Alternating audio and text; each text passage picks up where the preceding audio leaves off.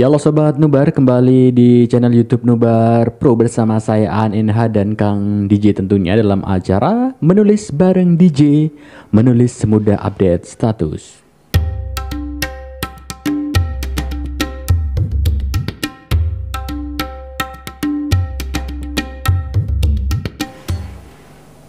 Ya terima kasih nih buat Sobat Nubar yang sudah nonton acara ini. Jangan lupa untuk subscribe, like, komen, dan share serta aktifkan lonceng di bawah ini untuk mendapatkan konten-konten lainnya. Karena kita akan bagi-bagi tips dan trik dan juga bagi-bagi giveaway. Ada jam tangan secara gratis buat Sobat Nubar semua sampai kepletut lagi. Ada lagi juga kamera. Nah, ini nanti gratis nih buat Sobat Nubar. Yang penting pantengin dulu aja channel YouTube kita ini. Penasaran kan? Penasaran Kang ya? Sangat penasaran. Oke, baik. Untuk sesi kita kali ini kita akan membicarakan tentang materi sastra, yaitu mendalami syair. Ini termasuk dari masih pembahasan puisi lama ya Kang ya. Iya. Nah, di sini Kang DJ bakalan jelasin apa itu syair, kemudian jenis-jenisnya, ada unsur apa aja, kemudian ciri-cirinya seperti apa dan bagaimana. Tentu penasaran. Coba kita tanya langsung ke ahlinya. Syair ini nggak asing sebetulnya Kang ya. Benar sekali. Syair. Sebenarnya syair itu sendiri apa sih pengertiannya? Iya. Baik Kang, terima kasih. Sobat Nubar, kalau kita mendengar syair yang di pikiran kita itu banyak. Saya katakan di dalam grup, ya. Apa itu syair? Haji Roma Irama. Lebih mengacu ke lagu ya. Lebih suka isi gitu. Jadi, kok yang dinya ada tentang dangdut, yang pop, yang band-band itu nggak ada. Jadi mereka itu syair langsung pada lagu-lagu dangdut yang disebutkan beberapa artis-artis lah yang disebut tentang syair. Jadi inilah sebuah sastra Indonesia yang sangat luar biasa ketika disebutkan syair ini. Tapi kalau kita ke Timur Tengah, mungkin ke Arab sana, ketika ditanya apa itu syair, nanti mereka adalah orang yang berpuisi misalkan, orang yang pandai dalam melapakkan suatu kata-kata, merangkai kata-kata dan sebagainya. Gitu iya, ya. Nah itu akan berbeda. Jadi kalau di Indonesia itu apa itu syair, mereka langsung bilang penyanyi-penyanyi gitu. Kalau mungkin di Arab sana ketika ditanya apa itu syair, pasti mereka akan mengatakan bahwa syair adalah orang-orang yang pandai merangkai kata-kata atau sang punjangga dan sebagainya. Itu Kang, ini yang sangat luar biasa. Mari kita luruskan kembali bahwa syair itu apa dan sejak kapan sih syair itu berada gitu kan di Indonesia khususnya, bahwa syair itu termasuk pada puisi atau bukan sih? Nah, ini adalah sesuatu hal yang pertanyaan sangat banyak, terutama para kaum milenial, penulis-penulis pemula, penulis baru itu adalah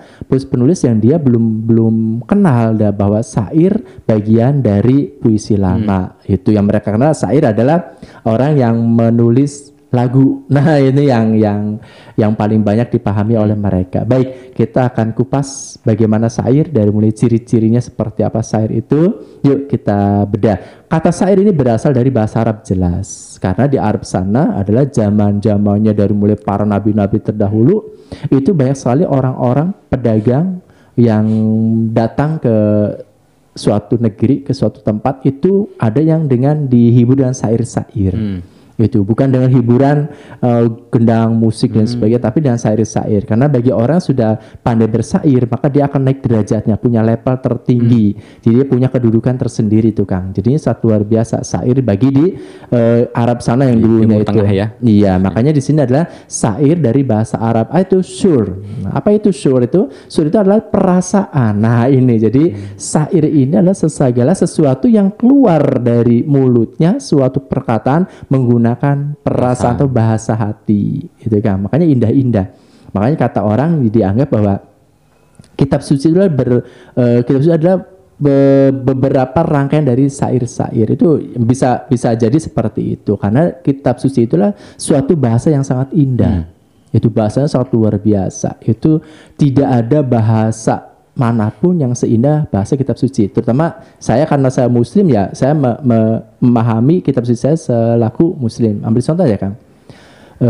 Kul a'udzu birabbin nas, malikin nas, ilahin nas. Nah itu kan ada rima. Ya, ada rimanya itu kan kalau dalam pantun ada A gitu, AB gitu, B misalkan. Nah, itu kan berima, itu luar biasa bahwa ini sesuatu hal syair cocok ketika emang hadir di Arab, di pertama kali ada di Arab, sehingga di Indonesia, di Melayu pun Asia Tenggara mengakui bahwa syair asal katanya itu dari bahasa Arab. Apa itu? Syur, artinya adalah perasaan, itu perasaan penjiwaan atau sebuah ungkapan hati. Nah, ada berapa sih jenis-jenis syair itu? Nah, ini Kang, jenis-jenisnya ada syair panji, gitu ya. Ada syair panji, ada romantis, ada syair kiasan.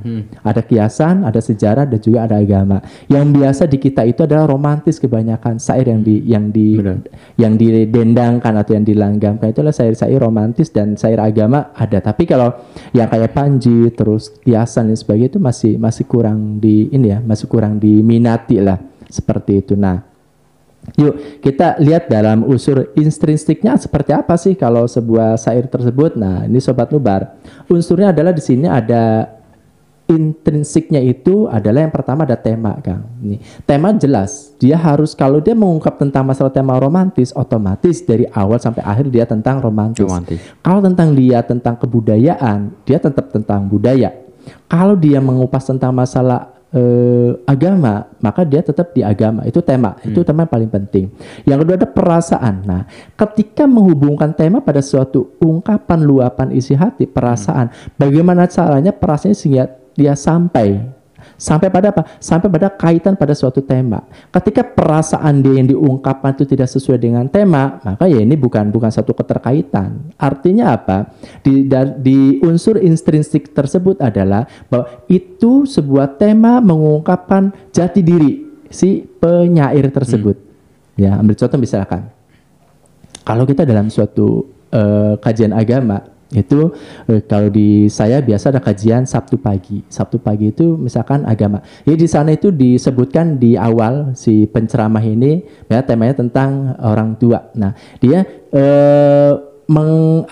menghadirkan suatu quote tentang bagaimana seorang anak harus patuh pada seorang ibu. Nah, nanti hadisnya misalkan hadisnya apa itu diucapkan dan sebagainya. Nah, ini masuk pada suatu perasaan. Yang kedua tentang nada. Nadanya itu adalah ketika dia menghadirkan suatu syair bukan seperti berbicara seperti ini, Kang. Itu nadanya, karena dia ada gestur tubuh yang mempengaruhi. Itu kalau saya nonton film The Message, itu ada orang ketika dia mau bersyair, dia naik pada suatu panggung gitu ya, dia pada suatu batu. Nah, dia kalau kita pun hai gitu kan, dia yang orang yang terpanggil hai itu dia pada menghadap ke dia baru dia bersyair. Dia mengangkat tangannya, dia menyibakkan jubahnya, dia menghentakkan kakinya, mengepalkan, berbagai macam lah. Dengan bersyair tapinya. Dengan cara apa? Nada intonasinya ini yang dibuat nanti naik, sedang, turun, naik lagi, dan seperti itu. Nah, yang intrinsik selanjutnya adalah tentang amanat. Amanatnya jelas, harus sampai. Itu ya. Jadi kita dalam intrinsiknya, dalam sebuah syair ada tema, ada perasaan, ada nada, dan amanat. Nah, amanat ini adalah suatu prinsip. Ingat, amanat adalah sebuah prinsip. Anda seorang penulis cerpen pasti ada amanat yang ingin disampaikan. Anda penulis novel pasti ada ingin amanat yang disampaikan. Anda penulis non-fiksi pasti ada amanat yang ingin disampaikan. Kenapa? Prinsipnya seorang penulis agar dia itu mempunyai sesuatu hal bekal. Nah, ini loh, saya punya sesuatu pandangan, prinsip bahwa ini amanat saya pada sebuah buku saya yang saya lahirkan. Nah, tidak serta-merta menciptakan buku itu, atau bukan mencipta, ingat, mengarang buku itu jadi tidak seperti itu. Tapi ada sesuatu unsur yang terdorong dalam diri bahwa saya punya amanat. Nah, begitu pun sama dengan syair. Itu adalah dari unsur intrinsiknya. Sekarang dari unsur ininya, ekstrinsiknya apa itu? Adalah latar belakang kehidupan penyairnya. Jadi siapa itu penyairnya? Kalau seandainya penyairnya adalah bukan seorang pujangga, dia nggak akan pandai, Kang, dalam merangkai kata-kata. Ambil contoh aja. Kalau di kita misalkan diakui lah ya sebagai raja dangdut kita adalah Rhoma Irama. Dia sudah mungkin sekian ratus judul yang dia keluarkan berbentuk syair-syair yang didendangkan. Itu sangat luar biasa. Baik itu secara keagamaan, secara romantis, secara adat budaya juga dia juga diungkapkan, tapi kebanyakan adalah romantis dan agama ya, yang kebanyakan yang diangkat. Ini ada latar belakang kehidupan penyair itu seperti apa ya, kita sudah kenal bahwa beliau adalah seorang penyair, seorang pendendang yang sudah sekian puluh tahun. Kalau saya kemarin lihat di ulasan berita itu bahwa dia sudah berkiprah itu 50 tahun. Itu mendirikan grupnya itu udah 50 tahun, dan ini sangat luar biasa. Dengan 50 tahun itu, kalau seandainya 1 tahun itu dia bisa menelurkan atau menerbitkan tentang syair dalam bentuk albumnya adalah katakanlah 3 album, 1 album itu 10, berarti 30 dalam 1 tahun. Kalikan 50, berarti udah sekitar 1.500-an. Itu hitungan kasar saya. 1.500 judul syair yang dia ciptakan misalkan untuk didendangkan. Nah, ini satu luar biasa. Yang kedua, pendidikan penyair. Nah, pendidikan penyair ini adalah masuk dalam kasta-kasta, Kang. Kalau dalam saya lihat di sejarah Arab bahwa orang penyair itu biasanya dia adalah ahli kitab.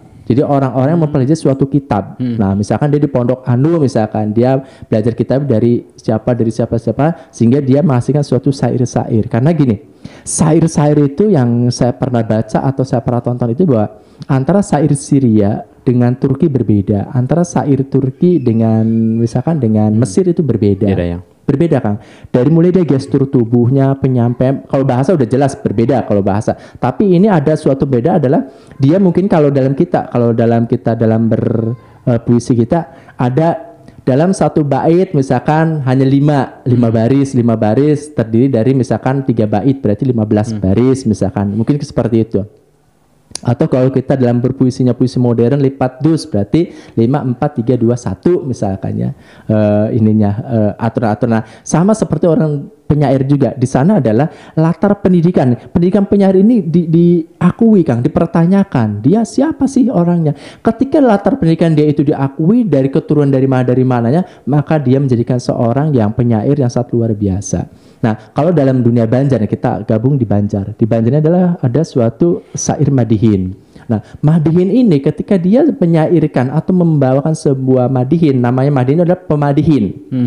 Namanya madihin ketika orangnya itu dipanggil pemadihin. Pemadihin ini adalah dia mempunyai suatu kasta, Kang, naik kastanya. Nah, dia belajar dari mana? Kalau dia belajar ada gurunya dan guru itu punya suatu nama, maka dia bergeningnya itu prestise dia itu tentang golongan dia itu akan naik. Levelnya itu naik di masyarakat yang diakui. Sama ketika penyair di Arab pun sama seperti itu. Mungkin di Indonesia juga sama. Ketika siapa sih dia penyanyinya, siapa sih dia penciptanya ya, yang pengarang syairnya dan sebagainya. Itu. Nah, ambil contoh gini. Kalau penyair kita ambil contoh yang Ambyar ya, yang Ambyar mungkin Kang Aan pasti kenal ya dengan Ambyar yang setiap malam Rabu kalau nggak salah ada ini ya The Next Generasi itu ya. Itu sangat luar biasa. Jadi bahwa beliau menyairkan sesuatu hal itu dengan kehidupan. Artinya kehidupan dia yang dibawa di sana. Nah, bagian latar belakangnya adalah orang seni dan sebagainya. Nah, kalau di Jawa Barat itu almarhum Darso. Ketika dia menyairkan sesuatu, mendendangkan sesuatu, maka kita pertanyakan, dia siapa? Oh, Darso. Dari mana dia? Oh, orang seni, pewayangan dan sebagainya. Sehingga diakuilah tentang latar pendidikan. Ingat, pendidikannya bukan saja dari formal, tapi non-formalnya pun akan dibawa. Dan terlebih-lebih dari mana sih itu guru? Nah, gurunya ini akan tetap menjadikan sesuatu patokan yang bahwa posisi dia akan naik atau tidak berdasarkan dari silsilah pendidikan dia. Itu dari pendidikan si penyairnya, itu dari unsur ekstrinsiknya. Dan selanjutnya adalah tentang latar belakang budaya dan sosial. Ini jelas ya berpengaruh, Kang. Latar budaya dan sosial ini berpengaruh karena penyair yang ada di Jawa Barat berbeda dengan di Jawa Tengah, Jawa Timur. Betul. Itu akan terjadi. Apalagi kalau sudah luar pulau, Kalimantan, Sumatera, itu kan cara memberikan syairnya berbeda. Kalau di Kalimantan, Bugis itu Makassar ya, Sulawesi, Makassar, Bugis, ya, sama Sumatera itu lebih kental pada Melayu. Kalau di daerah Jawa Barat, Jawa Tengah, Jawa Timur itu nggak kental pada Melayu. Ketika memberikan sesuatu hal ke bahasa Indonesia yang asli, menggunakannya. Tapi kalau di mereka, walaupun mereka punya bahasa sendiri ya, Sumatera punya bahasa sendiri, berbagai macam bahasanya. Kalimantan pun sama, bahasa Banjar ya, dan bahasa lain-lainnya. Sulawesi pun sama, bahasa-bahasa lainnya. Tapi ketika dia mendengarkan suatu syair, ketika dia mengunggah suatu syair, mengarang suatu syair, maka dia akan mempunyai satu kesatuan bahasa, itu bahasa Melayu yang diangkat. Ini sangat luar biasa. Tapi ketika di kita di Pulau Jawa gitu ya, khususnya Jawa Barat, Jawa Tengah, Jawa Timur, ini ada sesuatu hal kita tidak berat pada ke Melayu, tapi pada ke bahasa Indonesianya, bahasa persatuannya. Nah, saya belum pernah menemukan syair yang misalkan datangnya dari NTT, NTB, misalkan Bali, terus Irian gitu. Nah, saya belum karena di kita itu yang syair-syair itu biasanya itu dari pulau itu, Pulau Sulawesi, Kalimantan, Sumatera, karena dekat dengan Bugis ya, dengan Melayu. Karena di sana dekat dengan Malaysia, Singapura. Dan mungkin karena di Pulau Jawa ini adalah jauh dari Melayu itu, sehingga kita menggunakan bahasa Indonesia yang mutlak, yang murni itu. Nah, di sini ada lagi adat atau juga kebiasaan masyarakat setempat. Jadi adat ini berpengaruh juga. Kenapa adat ini berpengaruh pada ekstrinsik? Jelas, karena si ekstrinsik ini adalah unsur yang dari luar, bukan dari dalam si penyairnya. Ya, karena ekstrinsik dia dari luar.